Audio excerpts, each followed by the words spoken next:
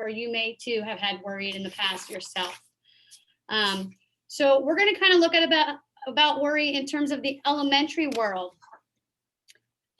Worry in the elementary world, as you see here, some of the common concerns and or anxious, nervous feelings come from just different classwork, homework, animals from home, things with them, teachers, peers. I would definitely stress that peers and social connections this year with our COVID-19 pandemic.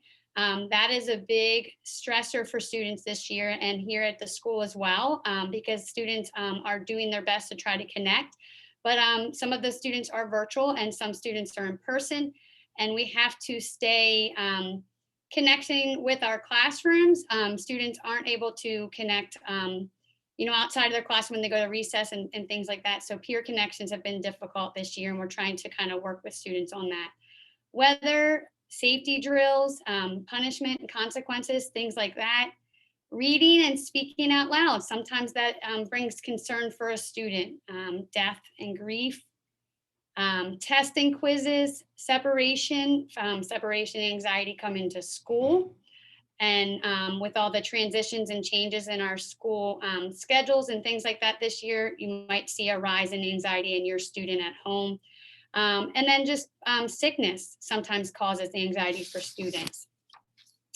If we're talking about childhood anxiety, based on childmind.org, 7.1% of our youth ages 3 to 17 have been given an anxiety diagnosis, but symptoms sometimes begin at age 6. 18% of our adults, or about 40 million people, are affected by anxiety in a given year. Anxiety is the most common mental illness in the US. And these numbers just only represent the people who have sought out help and have been actually diagnosed. So there might be a rise in that. And there's also a huge rise this year just because with our pandemic and all of the media things that have been going on out there, and just how our world is ever changing with technology. A lot of this worry does distract us from our everyday thing. And it really, really just drains us. It drains our energy and makes things harder for us to do, and any risk that we take, and then also our developmental growth. When we're talking about what the student and or adult is feeling, a lot of times when their anxiety has gone to an escalated level and or acute stress, the fight or flight comes into play. Some worry is normal for students, but when a worry actually starts to take over a student's mind and the interactions that they're having, and it impedes to the function of their everyday life, then it becomes a real problem. It's normal for students to have nervousness feelings when they go to school, the first day, stage fright, meeting a new person and or a friend.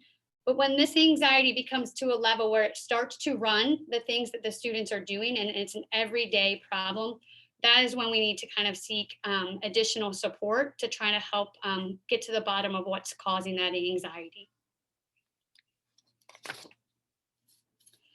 When we talk about a worrier themselves, and I'm going to kind of start with this a little bit, and then I'll ask Miss Essex to kind of join in a little bit. But when we're looking at a student who is a worrier, they get that unsettling feeling in their stomach, in their chest. Sometimes they say that somebody's like an elephant is sitting on their chest. They're starting to feel a certain way, but they might not know to recognize it. And so sometimes it makes them think a different thought, so such as like negative thoughts about things, and that causes more anxiety and more worry for them. So it's just kind of looking at the perspective of what it is to worry as a worrier themselves. What it typically looks like. Students have frequent trips to the nurses or the bathroom, and they're feeling sick. They get headaches, stomach aches. I know our department here works highly close with our nurse and kind of work hand in hand when we're trying to deal with the student when they have been assessed with anxiety. So I'm going to let Miss Essex talk a little bit about that. So Typically, like Ms. Foot said, we work very closely together. And if I start to see a student pop down to the nurse's office a little more frequently, usually I would see headaches or upset stomach. Sometimes I'll see somebody come down and they just kind of have a different complaint every time. And that to me is kind of their way of reaching out and asking for a little bit of help. So a lot of times I will ask a bunch of questions to just kind of assess the situation. And a lot of it goes off of what's on the PowerPoint right now. I'll ask them, are you having trouble sleeping? Did you sleep okay last night? Are you having trouble eating? Were you able to eat breakfast this morning? How much water are you drinking? Then sometimes I work into questions about, are you having any trouble in class? How's your teacher this year? How's the work this year? Or I'll ask about friends. So after a while, just kind of asking these questions and watching the student, I can start to see a couple of things that I can pull out. And that's usually when Miss Foot and I will kind of discuss things and see about doing more frequent check-ins with the students to just kind of support them while they're here at school. Thank you. And yes, we do a lot of check-ins once we notice or are made aware of a student in terms of anxiety to try to support them while they're here at school.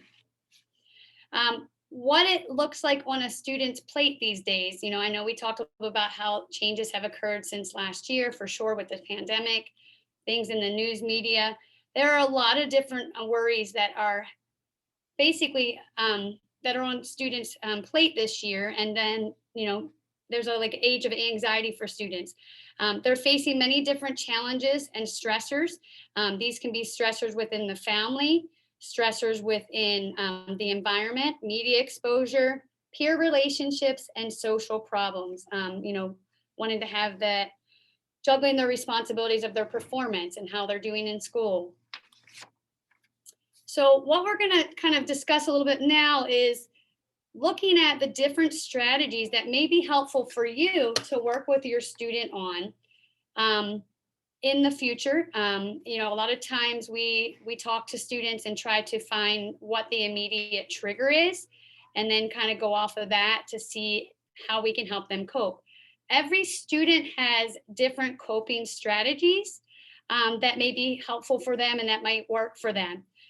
We've done deep breathing, which is kind of like blowing out candles, teaching a student how to deep breathe, belly breathing, um, naming their senses, why they're learning to deep breathe. We've done different positive self talk statements. If you notice that your student at home is doing a lot of negative self talk, we try to work with them on trying to reframe those thoughts into ones that are going to motivate them and be more positive. I also find that working with students on calming visualizations, like having the student come in and not telling them calm down, we talk about let's visit the most favorite place that you'd like to go. Your happy place. We talk about the beach. That's my happy place. I'm not sure if that's for other students, but just talking about their happy place, helping them imagine that place, and then that kind of helps along with the calming and all of that. And then we start to talk about the anxiety itself to see, again, how we can kind of help and support the student while they're here. And then, muscle relaxation, yoga techniques have helped with students. Different worry creatures. I have a worry animal. He's a worry monster. He's a stuffed monster that has like a little zip, and you can have students write down their worry, and then you put that in that monster's mouth, and it's like taking the worry away. And then we can kind of start talking about how we're going to do that and how we're going to support the student while they're here. I think it's pretty important to find what strategy works best for your children. This is just a few strategies that we like to use, but there are many more that are out there on the web that you can search. And then if you need additional resources, you can always reach out to myself or Miss Kane or Miss Essex for more information.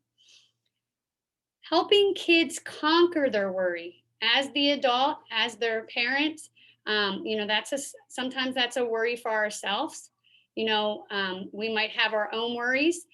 We have to make sure that when we are working with our students and trying to find what best helps them, we need to really take interest in what's happening in their school life, on their teams, with their friends.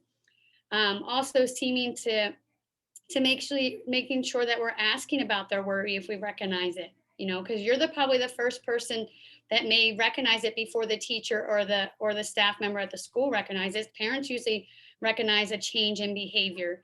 And I think it's once you recognize that change in the behavior, we're trying to figure out where it's coming from.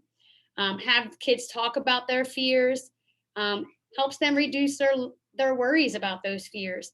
And then also providing students guidance and solutions and how to attack some of the fears that they may have. I think it's pretty important, as a parent myself, I really believe in reassuring and comforting my student themselves when they are dealing with signs of anxiety. And it's just good. And you can do a lot of different things to reassure your student, giving them the time to listen to them, but also just a hug sometimes when somebody's experiencing that type of feeling. Because that doesn't minimize the student's feeling at that point. It actually shows that you care and you're there to try to help them tackle what's kind of causing that problem. Additional strategies for caregivers. You don't want to focus on what is wrong, but rather what is going good for the student. I know it's sometimes hard to do that, because you want to, I know myself, I like to go right to it, try to solve the problem, but that's not always the best route. We have to kind of guide our student to figuring out the problem themselves, but also be that sounding board for them if they need it, and provide those different guided intelligence to the student and helping them kind of figure it out. But I think it's really important to focus on the positives that they might be doing because they might feel this way. But if you can kind of focus on some of the good things that are their strengths and successes of the child, might be helpful. You can help with just being calm and modeling that calmness yourself. I know that, if we're anxious, the student's going to feel anxious. So if you show that you're confident and that you are able to be calm and you show that you have confidence in your child to solve what's making them anxious, that goes a long way. And I think it's sometimes really important to remind ourselves to make sure that when there are difficult situations, that we help our student face that fear so that they can become somebody that can face that, on an everyday life. Because I'm not saying by providing this information that students are going to be able to conquer the anxiety and it's going to go away. It's more about recognizing the anxiety and then working towards to a point where it doesn't overtake their everyday life. Okay. And they can actually cope with it. If you do find that your student has issues where it is starting to overtake their everyday life and the things that they're doing and the things that they enjoy, I would highly suggest connecting with the teacher, the counselor, and then any extra additional resources that may be available outside in your community. Sometimes talking to your pediatrician about just different things that may be changing the behavior. So it's really important to do that.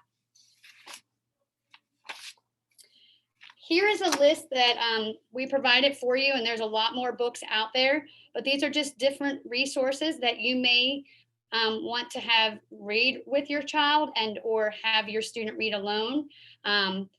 These are just things that we have used here at the school or used here in Hempfield to kind of help students through these worry feelings and help them understand what they're actually feeling at that point in time so they can recognize it. The other stuff that's posted here is just different websites and interactive games that you can explore. There's some things for the students themselves, and there's some just additional information for you if you have further questions that you can kind of go on these websites. They provide a lot of good information. If you find that when you're going on here and you still don't have the answer to your question, don't hesitate to reach out to me.